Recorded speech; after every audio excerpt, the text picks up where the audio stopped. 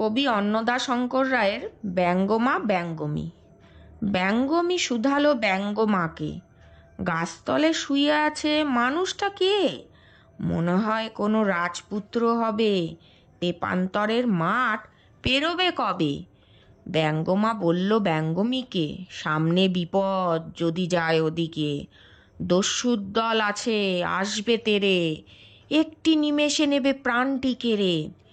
ব্যঙ্গমা, ব্যথা লাগে দশা ভেবে এর, কাটান কি নেই কিছু এই বিপদের?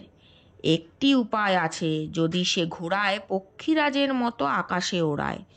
কিন্তু বিপদ, যেই দম ফুরোবে ঘোড়া প্লেন উল্টিয়ে অক্কা পাবে। ব্যঙ্গমা, বলো বলো কি হবে উপায়, মনটা আমার কেন করে হায় হায়। উপায় নেই তা নয়, কিন্তু ঠিক লাফ দিয়ে ডিগবাজি খাবে গোটা দিন, কিন্তু পেরোবে যেই চার পায়া মাঠ, অমনি দেখবে খাড়া লৌহ কপাট।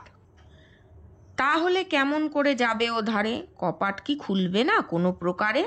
কপাটের তলে আছে গুপ্ত সুড়ঙ্গ, তিনবার বলবে অং বং চং, অমনি চিচিং ফাঁক, কিন্তু ফাঁড়া, ওধারেতে রাক্ষস আছে পাহারা। রাক্ষস? ব্যঙ্গমা, তরাসে মরি, উপায় কি আছে এর?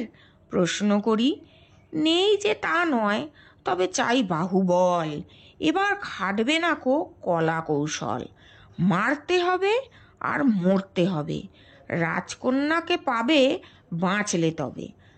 তবে আর কাজ নেই তেপান্তরে, ঘরের ছেলেকে বলি ফিরতে ঘরে। কুক কুক কুকুরু কুক কুর কুর, ঘরে ফিরে যা রে রাজপুত্তুর।